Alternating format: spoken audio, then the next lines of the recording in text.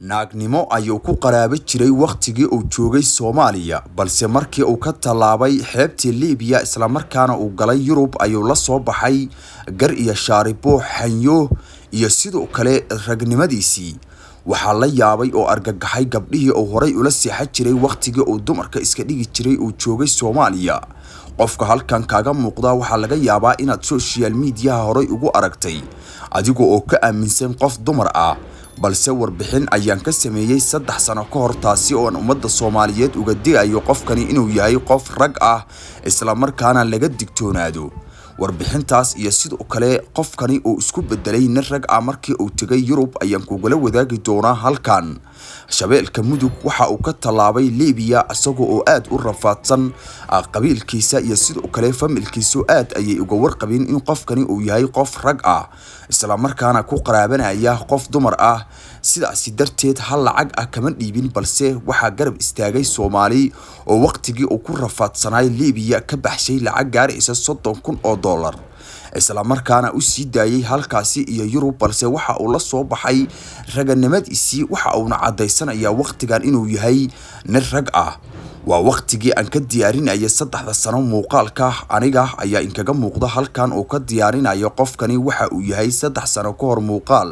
inuu tubaako gadi jiray isla markaana gaalkacyo uu soo galay oo aabihiis uu keenay halkaasi balse uu isku bedelay qof dumar ah alla ku dhalay markaa nala hadlaysa anaga niman waa inay garbaha qofkan aad u jeedaan waa nin rag ah oo iska dhigay qof dumar ah ilaa markii uu social media ku soo biiray dadka Soomaaliyeed waxa ay u haystaan inuu yahay qof dumar ah balse maxaad ka ogtahay xogta sirta ay raba inaan maanta kula wadaago isla markaana ku cadeynayso in qofkan oo lagu magacaabo shabeelka mudug isla markaana barta TikTok ah si kadis ah ugu soo biiray isagoo ay dadku u moodaan qof daanyeer ah in uu yahay nin rag ah oo isku bedelay qof dumar ah isla markaana ugu tala galay inuu dadka ka qaato lacago si dumar ahaan ah dadka waxay ku hodahayaan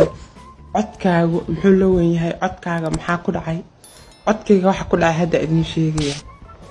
hor dhicin muuqaalka waxa uu magaalada gaalkacyo ku gadi jiray tubaakada balse ugu dambeyntii waxa uu ku soo biiray gabdhaha ka niikiya TikTok halkaasi oo loogu haysto hadeertaan inuu yahay qof dumar ah balse maxaad ka ogtahay in qofkani uu yahay nin rag ah isla markaana doortay inuu isu bedelo qof dumar ah baadiye ayuu geel ku ilaalin jiray ugu dambeyntiina aabihii ayaa keenay magaalada halkaasi oo loo dhiibay dukaan lagu gado tubaakada balse ugu dambeyntii waxa uu ka soo doortay inuu isku bedelo qof dumar ah isla markaana oo yimaado barta TikTok isagoo oo u hadlaya sidii nin rag ah codkiina bedeli waayay balse soo gashtay xijaab iyo sidoo kale waxa ay dumar ku xirtaan hadeertaana barta TikTok ayuu ka niikiyaa waxaana loo meedaa qof dumar ah halka rag badan oo ay shukaansadaan isla markaana ay qoraal u diraan qol fiideo karbaasha u diyaar garow sinjiyadaada rawas waxa uu la baxay shabeelka mudug balse xog sir ah oo aan helaya ayaa ii cadeynaysa in la yiraahdo Cabdi isla markaana magaalada gaalkacyo uu ku gadi jiray buuriga isla markaana oo halkaasi rag ku tashkiiliyeen isla markaana la yiri war sidan si ku dhaanta samay isla markaana uu go'aansaday inuu iska dhigo qof dumar ah isla markaana uu gashto xijaab iyo sidoo kale waxa weeye waxyaabaha dumarku xirtaan sidaasina uu isaga dhigo qof dumar ah dadka waxay ku hodahayaan codkaagu muxuu la weyn yahay codkaaga maxaa ku dhacay codkayga waxa ku dhacay hadda idin sheegaya hor dhicin muuqaalka sheerta loofta liigta lugta waxba sa u taa maxaa ka qusay adiga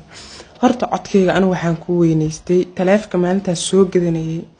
meel setting kala dhaho wala garanaya dadka way qayba garanaysa aniga kuwa kale waa garanayna meel setting kala dhaho baa tagay taleef maalinta soo gatay setting ka tagay meel ahayd off ahayd baan on ka dhigtay aad gardsama oo macnaha codka naagaha iyo codka nimanka kale codka nimanka ku tuurta settingkiina hooyaaba iga dhilito iyaga jira hadda inaan macnaha ka bedeshaan dabcayo soo hooyaaba maalinta u dhiibay hawadayba Cabdiyubani dadka inta badan waxa ay u haystaan kuwii aan aqoon isla markaana ay gaalkacyo la joogi jireen maana dadka inta kale waxa ay u haystaan inuu yahay qof dumar ah balse waxa weeye barta TikTok isla markaana uu leefka ama geemamka ka ciyaaro oo lacagta dadku ay ugu soo diraan sida qof dumar ahaan ah isla markaana ragga qaarba ay yiraahdaan war qofkani haddii uu social media cabaar sii joogo waxa weeye waa qof dumar ayuu balaaye ayuu kusoo bixi doonaa rag badan ay gadgaadaan ayaa haddeertaan Soomaalida inta badan oo anigu ku jiro waxaa loo cadeynayaa in uu yahay qofkani nin rag ah isla markaana magaalada Gaalkacyo kahor intii uu sabaadiye ka imaanin ku gadi jiray tuwaakada halkaasina waxa weeye noloshan haddeertaan uu ku jiro ka soo galay isla markaana rag waxa weeye qaar ay kula taliyeen in uu halkan ka tago isla markaana uu ku biiro TikTok isagoo oo naag iska dhigay markii ugu horeeyay la arko waxa lagu arkay garoonka lagu qabanaya ciyaaraha waxa weeye xoolka isreebka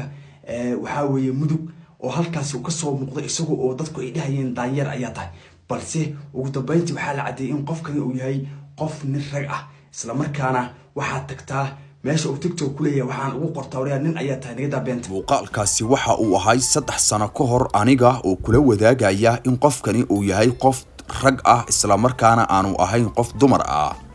isla markaana Soomaali badan ayaa waqtigaasi i aamin weysay balse haddeertaan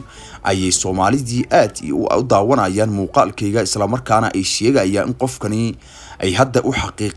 xaqiiqsadeen in qofkani uu yahay qof rag ah markii uu Yurub tagay waa kan sawirka isagoo oo galaya isla markaana tintii jilcisa marsaday oo balaayo iska dhigay gaaska cabta isla markaana Yurub ku raaxaysanaya isla markaana Yurub gaalnimada iyo sidoo kale qaniisnimadu waxa ay ka tahay wax caadi ah